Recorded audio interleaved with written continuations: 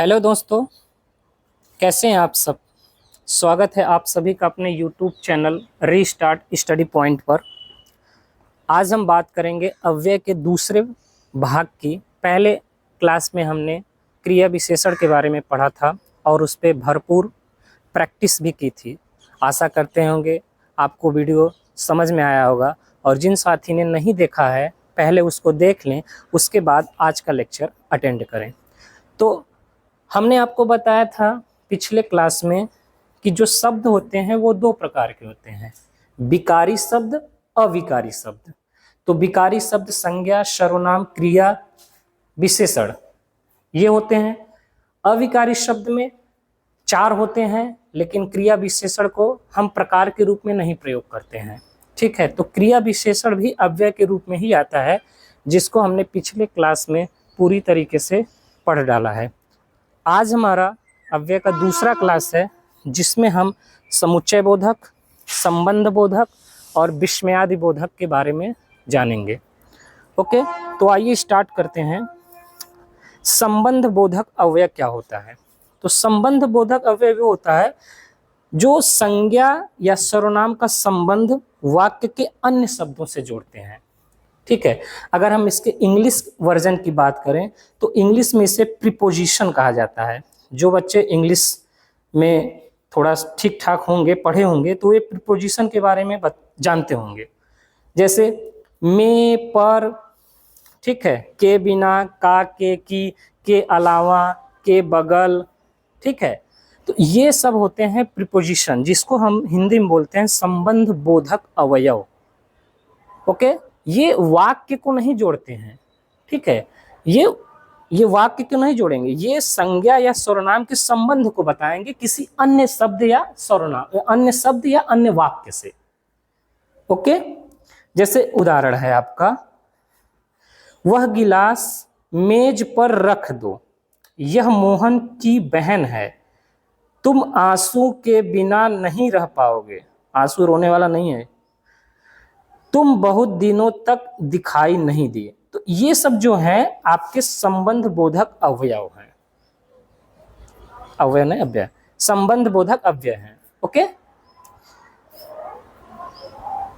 जैसे अगर हम अंतर की बात करें क्रिया विशेषण और संबंध बोधक में, तो एक एग्जाम्पल है, राधा ऊपर बैठी है, राधा छत के ऊपर बैठी है। तो यहां पर के आया ना, तो का, के, की, में, पर, ये सब जितने होते हैं आपके संबंध बोधक होते हैं। ओके, अभी जब समास पढ़ेंगे तो वहां पर भी इसका जिक्र होगा। जो कारण आते हैं वहां पर भी अव्यय का प्रयोग होगा, ध्यान रखिएगा। सेनाएं आगे बढ़ रही हैं, युद्ध क्षेत्र से आगे बढ़ रही हैं, तो से आ गया, तो ये आपका संबंध बोधक। ठीक, अगर हम इसके प्रकार की बात करें तो प्रयोग के आधार पर संबंध बोधक अव्यय के प्रकार दो हैं, एक संबद्ध संबंध और एक अनुबद्ध संबंध। तो इनके प्रकार के बारे में उतना जानकारी हमें नहीं रखना है। ओके, हम यूपी पुलिस स्पेशल यूपीएसआई के लिए पढ़ते हैं, तो ज़्यादा डीप में नहीं जाएंगे। आप अगर प्रीवियस ईयर के क्वेश्चन देखे होंगे इनके, तो बड़े सिंपल आते हैं, बस आपको पहचानना होता है कि किसमें क्या है। ठीक है, इनके इनके प्रकार के बारे में नहीं पूछता है। ओके, तो जैसे जान लेते हैं संबंध बोधक क्या होता है भैया। संबद्ध जो संज्ञा की विभक्ति के बाद लगे, सीधा सीधा संज्ञा। जैसे आपका तुम सुधा की तरफ मत देखो, तो सुधा संज्ञा हो गई की। राधा श्याम के बिना, के बिना, श्याम के बिना, श्याम की अपेक्षा, तो जो संज्ञा आपका सुधा है, श्याम है, श्याम है, इसके जस्ट बाद अव्यय आए हैं, यही आपका संबद्ध संबंध बोधक अव्यय होते हैं।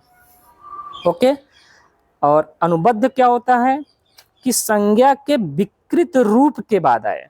विकृत रूप के बाद मतलब कि संज्ञा, जैसे आपका व्यक्तिवाचक संज्ञा होता है, व्यक्तिवाचक संज्ञा तो विकृत नहीं किया जा सकता जब तक उसके गुण की बात न करे। जैसे आगरा है, आगरा को थोड़ी विकृत कर देंगे, लेकिन जो जातिवाचक संज्ञा होते हैं इनको हम विकृत कर सकते हैं। जैसे गरीब, गरीब जातिवाचक है, गरीब का गरीबों हो जाएगा। हम शब्द की बात कर रहे हैं, ध्यान दीजिएगा। तो यहाँ पर जैसे संज्ञा के विकृत रूप के, जैसे सहेली, तो सहेली को हमने तोड़ दिया सहेलियों सहित। अब सहेलियों के बाद जो आया हुआ है अव्यय, वो आपका अनुबद्ध संबंध बोधक अव्यय कहलाएगा। विकृत रूप के बाद जो आएगा, बस इतना ध्यान रखना है। ओके, जैसे संज्ञा का विकृत रूप सहेलियों, किनारे, बच्चों, अध्यापक कक्षा में बच्चों को पढ़ाया। तो को से मतलब हमको, को हमारा अव्यय है। कौन सा अव्यय है? संबंध बोधक अव्यय है। अब संबंध बोधक अव्यय में कौन सा है? तो ये अनुबद्ध संबंध बोधक अव्यय है। ओके, इतना डिटेल नहीं पूछेगा, बस ये जान पूछेगा कि ये संबंध बोधक है कि समुच्चय बोधक है, बस इतना। ओके, जानने के लिए पढ़ लीजिएगा इसको। प्रकार भी अर्थ के आधार पर, फिर वही है, अर्थ के आधार पर भी स्थान सूचक, स्थानवाचक, कालवाचक, ये सब विशेषण भी हैं, तो कंफ्यूज होंगे, इसलिए इसको डिटेल मत पढ़िएगा। समझ में आ रहा है ना? बस जानकारी रखिएगा, पहचानने के लिए आता है कि अव्यय क्या है, कौन सा अव्यय कहां पर प्रयोग किया गया है। ओके, तो इसको एक बार पढ़ लीजिएगा आप लोग। अगर हम समुच्चय बोधक की बात करते हैं, अब समुच्चय बोधक क्या होता है? इंग्लिश में इसको कंजक्शन बोलते हैं। आप लोग ने इंग्लिश पढ़ा होगा, जाहिर सी बात बता रहे हैं, अगर पार्ट्स ऑफ स्पीच कोई पढ़ा होगा ना तो हिंदी उसको अच्छे से समझ में आएगा। अब कंजक्शन क्या होता है, समुच्चय बोधक क्या होता है कि दो वाक्यों या उपवाक्यों को जोड़ने वाला शब्द। इसमें सिंपल सा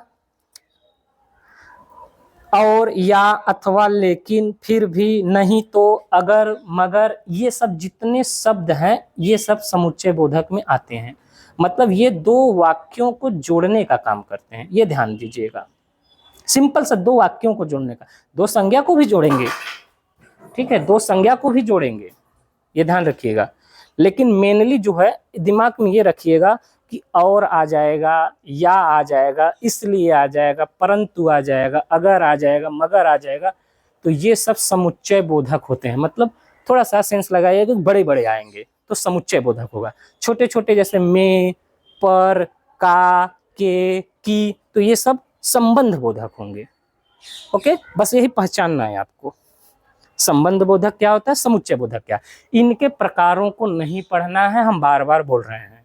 हमने इसमें लिख तो दिया है आपके जानकारी के लिए, अगर आप पढ़ना चाहते हैं तो पढ़ लीजिए, लेकिन पीएचडी करने से कोई मतलब है नहीं। जब प्रश्न में पूछा ही नहीं है, अभी प्रैक्टिस करेंगे, तो जब एग्जाम में ही नहीं पूछा है तो हम उस पर पीएचडी क्यों करें? हमको सफलता से मतलब है, जो एग्जाम में आता है बस हम वही पढ़ेंगे।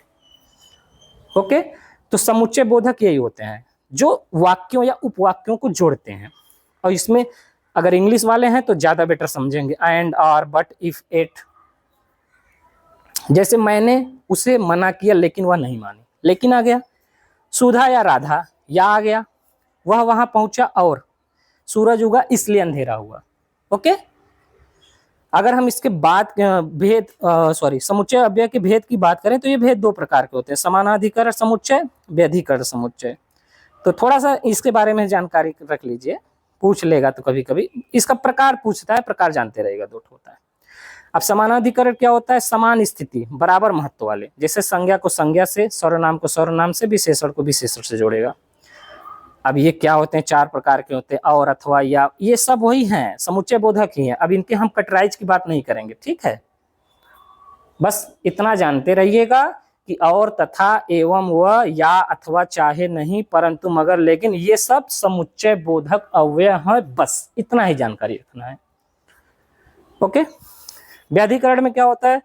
ऐसे वाक्य जो दूसरे वाक्य पर निर्भर हों, जैसे जब तक, पहले, जैसे नहीं, यदि तुम पढ़ोगे नहीं तो पास नहीं होगे, मतलब डिपेंडेबल है, बस वही कह रहा है। पहले तुम आओ तब मैं जाऊंगा, डॉक्टर के आने से पहले रोगी भाग चुका था, तो ये सब वर्ड है ना, तो ये सब कंजक्शन के अंतर्गत आते हैं, मतलब समुच्चय बोधक में आते हैं। इसके तीन प्रकार के, कारक, उद्देश्यवाचक, सब वही हैं, इसके बारे में जानकारी नहीं रखना है। नेक्स्ट क्या है? विस्मयादि बोधक अव्यय। विस्मयादि बोधक मतलब कि आश्चर्य हो जाए, स्वतः ही अंदर से निकलने वाले शब्द जो आश्चर्य या खुशी, दुख आदि को व्यक्त करें, हे प्रभु, हे हरिनाथ कृष्ण जगन्नाथम प्रेमानंदम, ये क्या हुआ? ये सब आश्चर्य वाले हैं।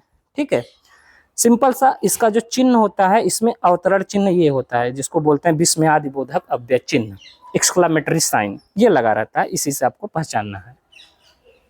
ओके, कभी कभी होता है धन्य हो गया मैं, ये भी कभी कभी धन्य शब्द हो गया, मैं बहुत खुश, मतलब आश्चर्यचकित हुआ, आवश्यकता से अधिक उसको मिल गया। ओके, अरे राधा सो गई, हाय मैं मर जावा, ये क्या हो गया, वाह हम मैच जीत गए, खुशी। तो ये सब एक्सक्लेमेटरी साइन होते हैं, बहुत ही सिंपल है, देख कर ही बता देंगे। हाँ, एक और शब्द आता है निपात। निपात का मतलब होता है, इसका तो कोई अर्थ होता ही नहीं है, लेकिन जिस वाक्य में आ जाता है ना, उसका महत्व तो बढ़ जाता है। ठीक है, जैसे कोई लड़का या लड़की किसी लड़की या लड़के से कहे मैं तुमसे प्यार करता हूं, सिंपल सा, तो थोड़ा सा लाइटली लेगा। अगर वो कह देगा मैं तुमसे ही प्यार करता हूं, तब तो मामला गड़बड़ है, मतलब ही शब्द आ गया, मतलब उस वाक्य में जोर डाल दिया। तो जो वाक्य में जोर डालने का काम करता है वही आपका निपात होता है।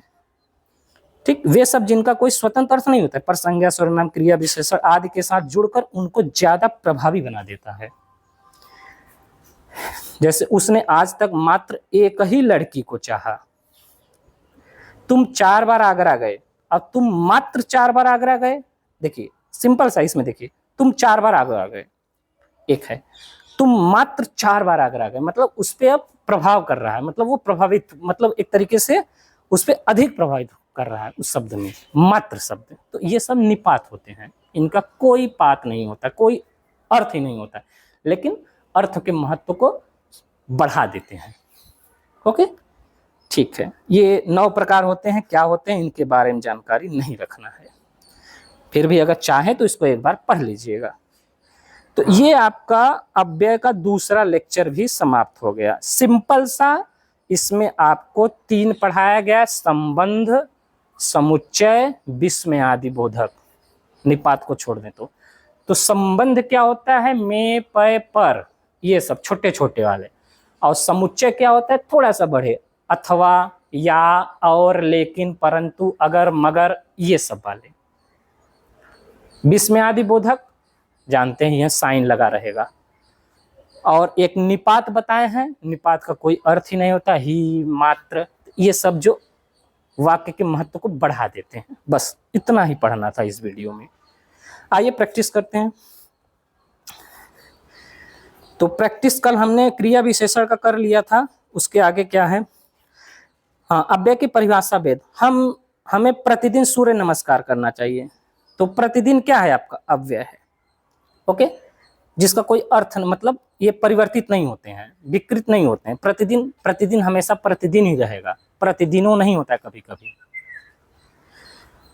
ओके, अगला, निम्नलिखित में से सबने उसे बुरा कहा, लेकिन, लेकिन वो अच्छा बना रहा है। ये देखिए एक शब्द ये है, एक शब्द ये है, तो लेकिन आया ना, तो मतलब क्या, समुच्चय हो गया।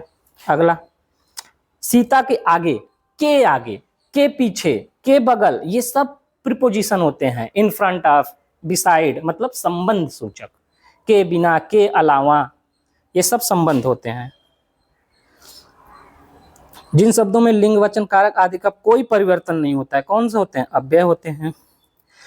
यह काम उसने ही किया होगा, ही आ गया ना, मतलब निपात। यह काम उसने किया, यह काम उसने ही किया होगा, मतलब फोर्स कर रहा है, महत्व को बढ़ा रहा है। हर्ष, दुख, पीड़ा, मनोभाव व्यक्त करने वाले क्या होते हैं, विस्मयादि बोधक। अरे ये आ गया ना, तो क्या हो जाएगा, आश्चर्य, अरे ये क्या हुआ। इसमें से कौन सा शब्द कालवाचक अव्यय का उदाहरण नहीं है, कालवाचक, तो इधर उधर, कालवाचक अव्यय का उदाहरण है तब, हाँ ये समय है, कालवाचक विशेषण का हमने बताया था, तो ये समय है, बाकी ये सब स्थान वाले हैं। अव्यय को क्या कहा जाता है, अव्यय क्या है आपका, अविकारी शब्द है। 2 शब्द वाक्यांशों अथवा वाक्यों को परस्पर मिलाने वाला, देखिए 2 शब्द को मिला रहा है, वाक्य को मिला रहा है, वाक्यांश को भी मिला रहा है, तो आपका क्या हो जाएगा, समुच्चय हो जाएगा। अगला, इनमें से स्थिति अव्यय, स्थितिवाचक अव्यय कौन सा है, यहाँ स्थिति है, वहां, जहां, ये तो सब स्थिति है। नेक्स्ट, इनमें से संबंध सूचक अव्यय का उदाहरण कौन सा है? संबंध सूचक ध्यान दीजिएगा। संबंध सूचक मतलब प्रीपोजिशन, के बिना, के अलावा, में, पर। धन के बिना पहले मिल गया आपका, उसने परिस्थिति, इसलिए ये तो आपका समुच्चय वाला हो गया, ये भी समुच्चय। नेक्स्ट, इनमें से विस्मयादि बोधक अव्यय का उदाहरण कौन सा है? वहां ये तो स्थान हो गया, यहाँ वहां स्थान हो गया, जहां जहां वह स्थान हो गया। तो धन्य, धन बताया ना, जब कभी ज्यादा खुशी हो जाती है, धन्य हो प्रभु, तो ये सब विस्मयादि बोधक में आते हैं। वह काम नहीं करता वाक्य में अव्यय, अव्यय वह तो करता हो गया, काम कर्म हो गया, ये क्रिया हो गया, नहीं आपका अव्यय है, नहीं बदलता, नहीं ही रहेगा। निम्नलिखित में से 4 विकल्पों में से उस सही विकल्प का चयन करिए। दिन भर, दिन भर मतलब क्या है आपका? क्रिया विशेषण, बताया थे समय वाला। ओके, अच्छा ये सब हो चुका है पिछले क्लास में, ये सब हो चुका है, शायद समाप्त हो गया। और कोई बचा? अच्छा हाँ, समुच्चय बोधक में समानाधिकरण और व्यधिकरण अभी बताया ना, ये किसके प्रकार हैं आपके? समुच्चय बोधक के, कंजक्शन के। ओके, तो ये आपका हो गया अव्यय का दूसरा क्लास, और इस तरीके से आपका विकारी शब्द भी समाप्त हो गया और अविकारी शब्द भी समाप्त हो गया। नेक्स्ट क्लास में मिलते हैं, तब तक के लिए चैनल को सब्सक्राइब करिए। और हाँ, टेस्ट की बात कर रहे हैं तो जो आपका 9 PM पे टेस्ट होता था वो आपका जल्द ही प्रारंभ होगा। तब तक के लिए आप लोग चैनल को सपोर्ट कीजिए, ठीक है। जय हिंद, जय भारत।